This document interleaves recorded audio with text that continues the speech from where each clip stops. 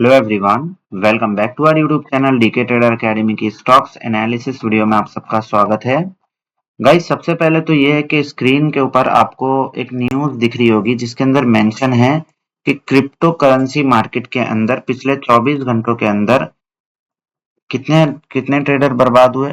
16,21,284 traders का fund जो है वो लिक्विडेट हो गया। ठीक है, तो ये न्यूज आपको बताना बहुत ज्यादा इंपॉर्टेंट है, बहुत ज्यादा जरूरी है। क्यों इंपॉर्टेंट है? ये लिक्विडेट होने का कारण क्या था? आप देख लो, crypto currency market one way ऊपर जा रहा था। ठीक है, अब वो सडन डाउनफॉल आया, एक बड़ी सी रेड कैंडल आ गई, तो इसके अंदर कई लोगों बिना स्टॉप लॉस के काम कर रहे थे। ठीक है, क्योंकि कायदा क्या कहता है? कायदा कहता है कि स्टॉप लॉस के बिना आपको काम नहीं करना है। जब आप बिटकॉइन का चार्ट देखते हो तो बड़ा अचंभे होगा आपको कि एक दिन पहले ये बिटकॉइन जो है लगभग चल रहा था कहाँ पे? 1,24,000 पे, और आज गिर के ये 1,10,000 पे आ गया। तो आप समझ रहे हो कि क्या लेवल की गिरावट हुई है इसके अंदर। अब ये चल रहा है 1,12,000 पे, तो मैं इसको ना 30 मिनट की कैंडल पे करता हूँ, यानी कि 30 मिनट की एक कैंडल। आप अगर देखोगे तो कल से गिरावट जो हुई है 1,22,000 से, यहाँ कहीं बिटकॉइन चल रहा था 1,22,000 से वन वे गिरा है। आप देख लो किस तरीके से गिरा है। कई लोग तो निकल ही नहीं पाए क्योंकि ऊपर जा रहा था, तो एवरेज करते करते करते करते वो उनका राम राम सत्य हो गया। ठीक है, कहानी खत्म हो गई उनकी। तो कहने की बात यह है कि कहानी खत्म हमारी ना हो तो हम लोग कैसे बचते हैं? तो ये जो स्टॉप लॉस है ना, SL, ये बहुत बड़ी चीज है। ये हमारा हथियार है, ये एक ट्रेडर का हथियार है कि कहाँ पे आपको रुकना है।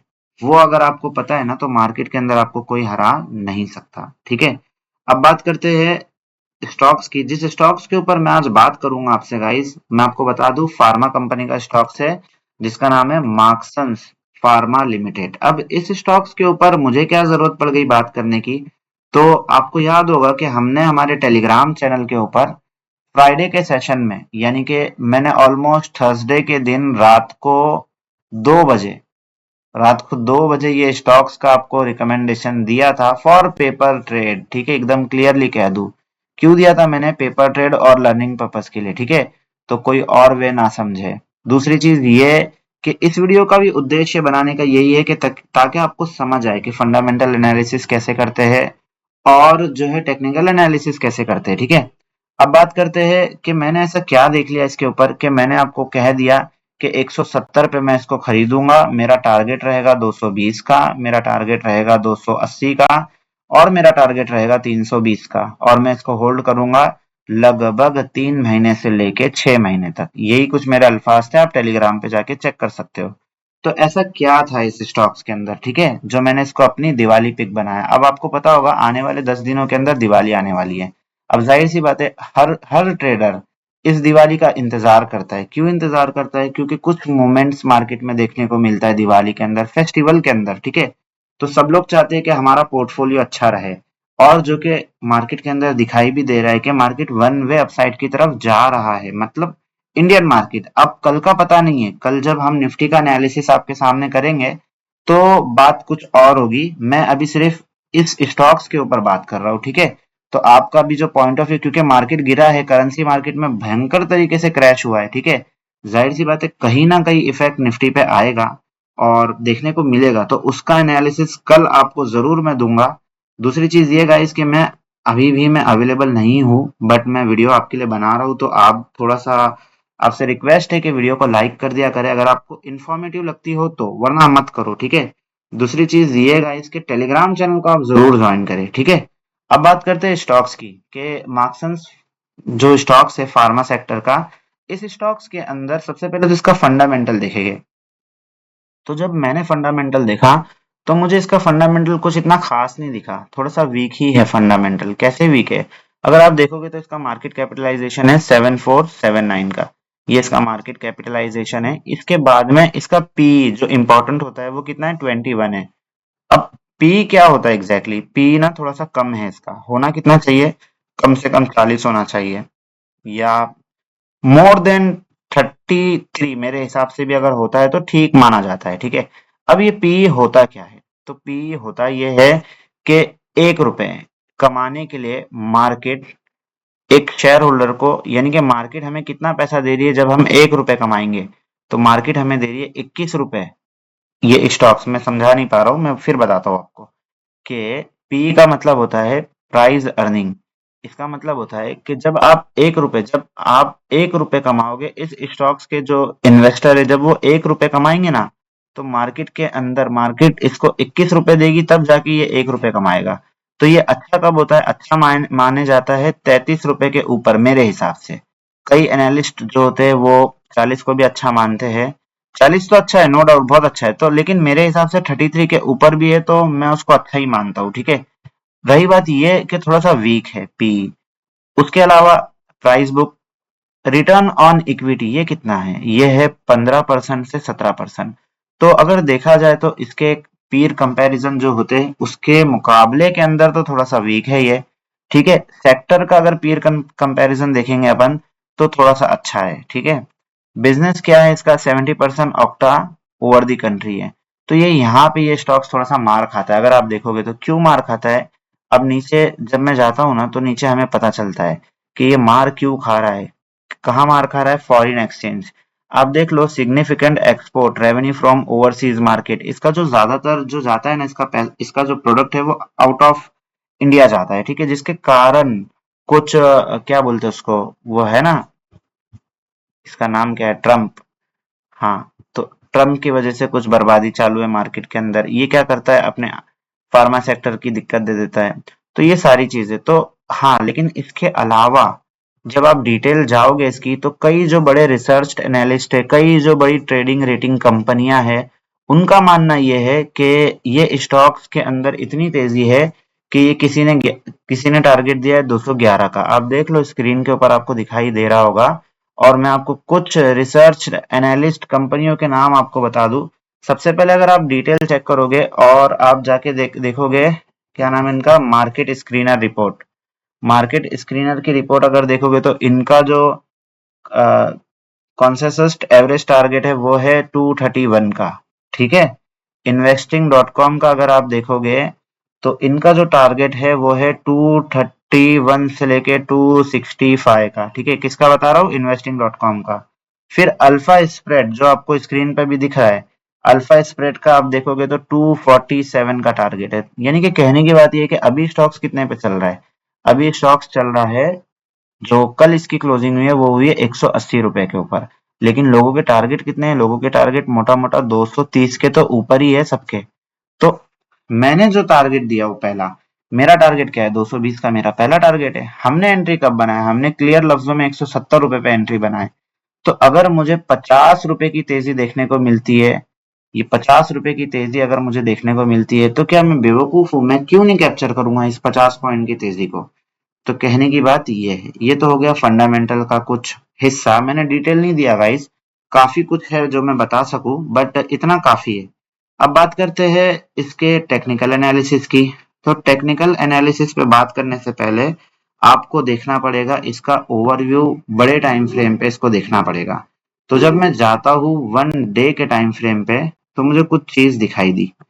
क्या दिखाई दी? आप अगर देखोगे इसको थोड़ा सा, एक चैनल के अंदर ये ट्रेड कर रहा था। कब से कर रहा था? चैनल के अंदर 2022 से। ये क्या करता है? 2022 से धीरे धीरे ऊपर आता है, ठीक है। अब इसको थोड़ा सा अच्छे से समझेंगे, क्योंकि हमारा जो रुझान है, हम जो एनालिसिस देते हैं वो टेक्निकल एनालिसिस के बेस पे ही देते हैं, ठीक है। फंडामेंटल तो मैं बड़ा कम देखता हूँ। तो ये क्या है? यहाँ से उठते हुए ऊपर आया, उसके बाद नीचे गया, उसके बाद फिर से ऊपर जाके तोड़ दिया, फिर नीचे आया, प्राइस एक्शन करते हुए नीचे आया। लेकिन अगली बार जब गया ना, तो इसी ट्रेंड लाइन से इसने रिजेक्शन लिया। तो हमें क्या मिल गया? हमें एक लेवल मिल गया, एक चैनल मिल गया हमें। तो मार्केट क्या कर रहा है? Buy on dip, sell on rise. अब आप देखोगे कि भाई ऊपर भी तो निकला था, तो नहीं। ऊपर के जो ये जो गिरा, जो ऊपर चला गया था, ये इसको आप भूल जाओ, ठीक है। इसको हम लोग याद रखेंगे, फिर से याद करेंगे। जब ये चैनल का ब्रेकआउट होगा, तब हम उस लेवल को पकड़ेंगे, तब हम उस लेवल को ध्यान देंगे, ठीक है। तो कहने की बात यह है कि चैनल के अंदर ट्रेड कर रहा है। और उसके बाद जब थोड़ा सा इसको डिटेल में आप जाओगे, तो आप देख लो क्या प्यारे तरीके से इसने एक बॉक्स पैटर्न का ब्रेकआउट दिया है। तो दूसरी चीज ये मैं ये बता रहा था आपको, जब भी आप किसी स्टॉक्स का एनालिसिस करते हो तो तीन चीजें बड़ी इंपॉर्टेंट है। क्या है वो तीन चीज? एक है तो ट्रेंड, कि ट्रेंड का होना बड़ा जरूरी है। ठीक है, ट्रेंड आपके साथ साथ में है या नहीं है, ये बड़ा जरूरी है। इसके बाद में वॉल्यूम का होना। ठीक है, मैं स्टॉक्स की बात कर रहा हूं। उसके बाद में तीसरी जो चीज है वो है ब्रेकआउट। तो अगर ये तीनों चीजें किसी स्टॉक्स पे आपको दिख रही है ना, तो आप बिंदास एंट्री उस पे ले सकते हैं। तो यहाँ पे जो, क्योंकि ट्रेंड जो था, हाँ यहाँ पे आप बोल सकते हैं कि भाई ट्रेंड नेगेटिव था, आपने पॉजिटिव का ट्रेड दे दिया, तो मैंने बेस पे दिया हूँ। ठीक है, आप देख लो पूरा बेस है हमारा। स्टॉप लॉस क्या है? स्टॉप लॉस हमने लेके रखा है 120 का। ठीक है, और मैंने तो ये कहा हो कि अगर 140 पाएगा तो भी खरीदेंगे, 130 पाएगा तो भी खरीदेंगे, बाय ऑन डीप लेके चलेंगे। ठीक है, क्योंकि मुझे पता है ये उठ जाएगा, फार्मा कंपनी है, ग्रोथ अच्छी है, आने वाले टाइम में अच्छा खासा टारगेट दिखा देगा। तो ये तो हो गया वन डे के टाइम फ्रेम पे। अगर ये कल के दिन यानी कि मंडे के दिन 186 का लेवल निकाल देता है अपसाइड की तरफ, तो नो डाउट फिर ये मंडे हमें दिखा देगा 200, और जो मेरा पहला टारगेट था 220 का, वो हमें देखने को मिल जाएगा मंडे और ट्यूसडे में। ठीक है, तो ये तो बात हो गई आने वाले वीक की। और इसको पोजिशनली अगर जो होल्ड करना चाहते हैं तो वो ये दिख रहा है टॉप 280 तक होल्ड बिंदास कर सकते हैं, जाएगा ही जाएगा धीरे धीरे। ठीक है, ये मेरा ओवरव्यू था बड़े टाइम फ्रेम के हिसाब से। इंट्राडे पे किसी को अगर चाहिए तो आप थोड़ी सी मेहनत खुद भी कर सकते हो गाइस, इंट्राडे के लेवल आप खुद निकालो। और अगर आप मेहनत कर रहे हो तो कमेंट सेक्शन में जरूर बताओ इंट्राडे के जो इसके लेवल निकल के आएंगे। मंडे के लेवल मैं चाहूंगा कि आप लोग कमेंट सेक्शन में मुझे बताएं, ताकि मुझे भी तो पता चले कि मेरी जो जनता है वो देखती है या नहीं है वीडियो। ये वीडियो देख के सिर्फ और सिर्फ एक कान से सुन लिया दूसरे से निकाल लिए, ऐसा तो नहीं हो रहा है कहीं। ठीक है, तो ये बड़ा जरूरी है। दूसरी चीज ये गाइस के ये जो तीन चीज मैंने आपको बताया हो कि आइडेंटिफाई ट्रेंड, ये कैसे आइडेंटिफाई होता है, ये भी एक इम्पॉर्टेंट सवाल है। तो मैं आपको इसी वीडियो के अंदर एक और चीज दे देता हूँ कि सबसे इम्पॉर्टेंट चीज है 200 ईएमए। अगर किसी स्टॉक्स के अंदर 200 ईएमए के ऊपर वो ट्रेड कर रहा है, यानी कि उसका ट्रेंड पॉजिटिव है। ठीक है, दूसरी चीज ये हमें क्या चीज से बताता है? अगर आप ट्रेंड को आइडेंटिफाई कर लोगे तो आप फेक रैली के अंदर नहीं घुसोगे। ठीक है, आप फंसने से बच जाओगे। कॉन्फिडेंस देता है आपको कि आप होल्डिंग कर सकते हो कि नहीं। तो ये बड़ा इंपॉर्टेंट है। ठीक है, दूसरी चीज ये है कि लॉन्ग टर्म ट्रेड और शॉर्ट टर्म ट्रेड, मैंने दोनों चीज आपको बता दिया। स्विंग ट्रेड होता क्या है, लॉन्ग टर्म ट्रेड क्या होता है, शॉर्ट टर्म ट्रेड क्या होता है, आपको मैंने सारी चीजें अच्छे से समझा दिया। दूसरी चीज, एक टॉपिक ये रह जाता है कि किस तरह से आप जो है स्टॉक्स को ढूंढते हैं। तो मैं आपको छोटा छोटा बता देता हूँ। वैसे तो स्क्रीनर होते हैं जिसके बेस पे हम स्टॉक्स को कस्टम हम लगाते हैं, जिसके अंदर जो भी हमें ब्रेकआउट का पॉसिबिलिटी होगा या ब्रेकडाउन की पॉसिबिलिटी होगी, उसके हिसाब से हम स्कैन कर लेते हैं। ठीक है, तो एक तो ये हो गया स्कैनर। स्कैनर आपको कहाँ पे मिलेगा? तो आप सीधा सीधा जाके चार्टिंग, CHARTING चार्टिंग से आप निकाल सकते हो, ये स्कैनर है। यहाँ से आप अच्छे खासे स्टॉक्स का एनालिसिस देख सकते हो। ठीक है, दूसरी चीज होती है न्यूज। अब न्यूज हमारे लिए बड़ी इंपॉर्टेंट है। मैं जो ट्रेड को पकड़ता हूँ, मैं जो स्टॉक्स के ऊपर खास करके काम करूंगा, तो मैं न्यूज ढूंढता हूँ कि कोई न्यूज है क्या, ये न्यूज में चल रहा है कि नहीं, ट्रेंडिंग में चल रहा है कि नहीं। तो ये बड़ा इंपॉर्टेंट है हमारे लिए। ठीक है, तो मैं उम्मीद करता हूँ आपको वीडियो समझ में आई होगी। अगर कोई डाउट्स हो तो आप बिल्कुल पूछ सकते हैं। और ये हमारा दिवाली पिक्स था गाइस गाइस। अच्छा, एक और पॉइंट आता है इसके अंदर, खैर जाने दीजिए, इसके लिए इतना काफी है। कोई डाउट्स हो तो आप जरूर पूछें। वीडियो थोड़ी भी इंफॉर्मेटिव लगती है तो वीडियो को लाइक कीजिए, चैनल को सब्सक्राइब कीजिए, अपने दोस्तों के साथ में शेयर कीजिए। जय हिंद, जय भारत।